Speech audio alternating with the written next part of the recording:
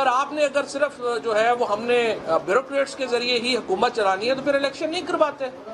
अगर prime minister जो है वो आईजी को भी सस्पेंड नहीं कर सकता और लेजिटिमेट शिकायत के ऊपर, तो फिर प्राइम मिनिस्टर फिर इलेक्शन कराने का क्या फायदा है?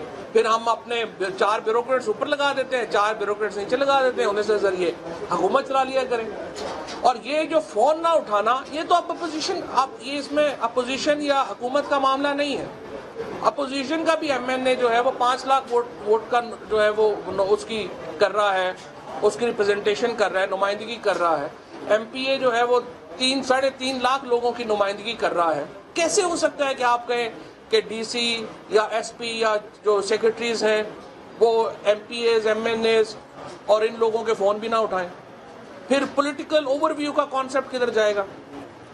फिर तो डेमोक्रेसी ना हुई, फिर तो आप एरिस्टोक्रेटिक गवर्नमेंट में हैं। इसलिए एक निज़ाम है, उस निज़ाम को हमने एक साथ लेके चलना है।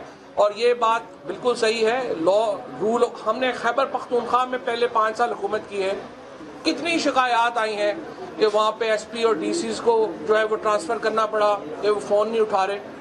कितनी शिकायत आई हैं कि वहाँ पे ये किया, एक भी नहीं आई। ये सिर्फ पंजाब में, इधर इस्लामाबाद में क्यों हो रहा है? जब आप एक इतना अरसा हुकूमत में रहे, जितना अरसा पीएमएलएन हुकूमत में रही, तो फिर आप जमहूरियत नहीं रहते, आप बादशाहत बन जाते हैं। और यहाँ पर एक जेन्युइन मसाइल हैं ब्यूरोक्रेसी के, और ब्यूरोक्रेसी के इस वक्त तक जो आप समझिए कि जिस तरीके से एक हुकूमती पॉलिसी को फॉलो करना चाहिए, बाज़ मामलात में फॉलो नहीं किया जा रहा। और जहाँ पे फॉलो नहीं किया जाएगा वहाँ पे हम एक्शन लेंगे। लिहाजा चीफ मिनिस्टर्स और प्राइम मिनिस्टर्स के अपने एग्जीक्यूटिव इख्तियारात हैं, वो अपने इख्तियारात इस्तेमाल करेंगे और अपने इख्तियारात को वो इस्तेमाल करने में हक बजानब है। बाकी जिस तरह से जो फैसला सुप्रीम कोर्ट करेगी, सुप्रीम कोर्ट सबसे काबिल एहतराम इदारा है। सुप्रीम कोर्ट में हमारा जब मौक़िफ़ जाएगा वो हमारी बात भी सुनेंगे और जो फैसला वो करेंगे हम उस पर अमल दरामद करेंगे। सिर्फ ये बात कहना ज़रूरी है कि मुमकिन नहीं है कि आप कहें कि आईजी या डीसी या एसपी जो हैं वो chief ministers, prime ministers, federal ministers इनको घास ना डालें। मुमकिन नहीं है। फिर तो डेमोक्रेसी नहीं होगी, फिर तो कोई और एरिस्टोक्रेसी सिस्टम हो जाए या कुछ और सिस्टम हो जाए। एक और इम्पॉर्टेंट मामला जो प्राइम मिनिस्टर साहब के घर से मुतल्लिक चल रहा है, उस पर भी मैं बात करना चाहता हूँ। ये जो घर है, ये जब 20, 22, 23 साल, 30 साल पहले जब प्राइम मिनिस्टर साहब ने बनाया था, इस्लामाबाद की जो हदूद है उसमें ये नहीं आता था। सीडीए की जो हदूद है, रेगुलराइजेशन में नहीं आता था।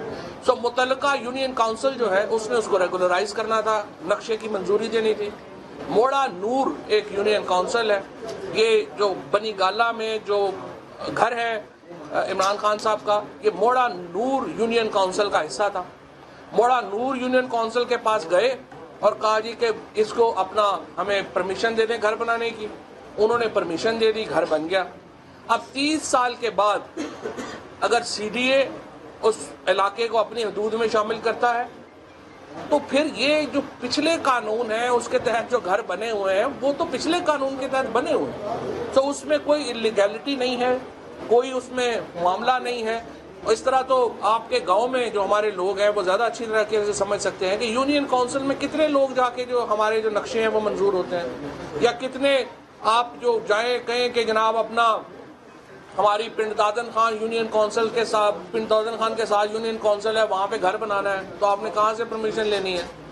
आपने फलाने जो है वो सादकाबाद जाना है, आपने रहीम यार खान में किसी जगह पे घर बनाने हैं, तो एक मुतल्लिका जो यूनियन काउंसिल है वो ठप्पा लगाती है बस, और उसके बाद होता है। हाँ, जहाँ पे आपने रेगुलराइज कर दिया, अगर आपने रेगुलराइज कर दिया तो उसके मुताबिक जो है वो पेमेंट जो है वो इंशाल्लाह हम करेंगे। सो मेरा ये ख्याल है कि पाकिस्तान को इस वक्त सेलिब्रेट करने की ज़रूरत है। जिस तरीके से हमें जो मुआशी इस्तेहकाम मिल रहा है उसको सेलिब्रेट करने की ज़रूरत है। और ये हम देख रहे हैं कि इस वक्त एक ऐसे इशूज़ में हम उलझे हैं जिनमें ज़रूरत नहीं थी, लेकिन इसके साथ साथ आज सुना है नवाज शरीफ साहब भी पार्लियामेंट आ रहे हैं। नवाज शरीफ साहब की सियासत जो है वो अब इतनी ही रह गई है कि वो दूसरों को मिलने पार्लियामेंट आ सकते हैं। अमली तौर पे उनकी सियासत जो है वो ख़त्म हो गई है। एपीसी कल मैं देख रहा था, जरदारी साहब कह रहे थे पहले आप, शहबाज शरीफ साहब कह रहे थे पहले आप। दोनों में झगड़ा यही लग रहा है कि दोनों में से बड़ा कौन है। बड़ा क्या है वो आप लोग ज़्यादा बेहतर जानो। तो दोनों में झगड़ा जो है वो यही चल रहा है। बहरहाल APC की हमें तो कोई तुक नहीं समझ आती। सिर्फ इस वक्त APC जो है वो NRO लेने के लिए हो रही है।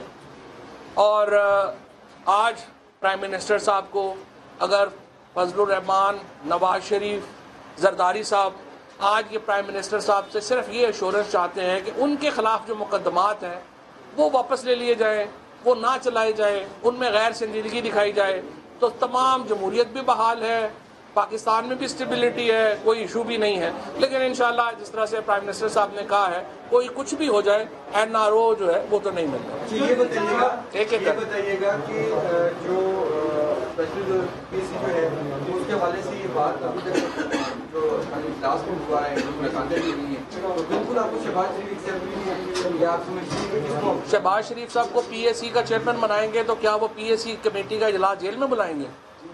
कुछ कॉमन सेंस भी तो चाहिए ना। किसी और नाम पर इत्तेफाक हो गया जो सब यानी हमने कहा सप्लीमेंट्री क्वेश्चन ले लेंगे। दूसरा मामला है IG इस्लामाबाद वाला, जिसमें सुप्रीम कोर्ट टेकअप कर रही है। इससे पहले पाकपतन वाला मामला आया, तो आप लोगों का तो नारा ये था कि पुलिस को सियासी सूट से बाहर रखा जाएगा। इस हवाले से क्या कहेंगे कि 70 दिन में आपको दूसरा वाकया सामने आया? मैंने IG इस्लामाबाद के ऊपर पूरी वजाहत जो है वो आपको कर दी। जहाँ तक इस बात का ताल्लुक है कि वो दूसरा कोई नाम अपोजिशन ने दूसरा कोई नाम देना है, हम इंतज़ार कर रहे हैं। अब वो मुझे नहीं समझ आती, अपोजिशन उसी नामों को लेके आ जाएगी जो पहले ही और नैब के केसेस में है। अपोजिशन के पास भी तो नेक पाक लोग तो हैं ही नहीं ना माशाल्लाह, जिस पे हाथ रखते हैं पता चलता है उसके ऊपर नैब के 5 केस हैं, 6 केस हैं, आधे दर्जन से कम तो अपोजिशन के किसी के ऊपर है नहीं। उनके ऊपर भी करें, हमने तो नहीं रोका। नहीं, जहांगीर तरीन साहब के ऊपर क्या नैब का केस है? नहीं, उनके ऊपर केस क्या है नैब का? कौन सा केस है? आपने कहा नहीं, आपने फरमाया है ना नैब का केस है, मुझे बताइए कौन? नहीं, आपने कहा नैब का केस है, कौन सा केस? बगैर तहकीक के बात नहीं करनी चाहिए ना। पहले हमेशा पहले थोड़ा वो पढ़ लिया करो, फिर एक सवाल है कि आपने बताया कि NRO अगर दे दिया जाए तो वो